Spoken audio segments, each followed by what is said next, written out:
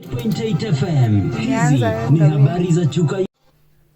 Ni matumaini yangu kwa siku yako inakuendea vyema popote ulipo mpenzi msikilizaji. Hujambo na karibu katika taarifa kamili ndani ya Chuka University Radio mita bendi 98.8. Ni kujuze yanaendelea kujiri kutoka pembe zote za dunia. Awamu ikiwa ni saa 7 mchana majira ya Afrika Mashariki, tarehe 25 mwezi wa 5 mwaka 2026. Jina langu ni Rebecca Binti Thuo, na baadhi ya habari tulizo kuandalia ni kwamba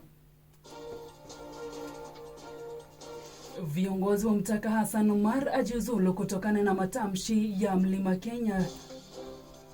Wataalamu wa afya wazindua kampeni ya uhamasishaji kuhusu kiharusi.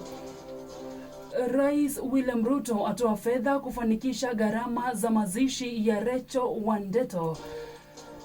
Na kwenye rubaa za kimataifa, mamlaka za DRC zatangaza visa 900 vinavyohusiana na Ebola.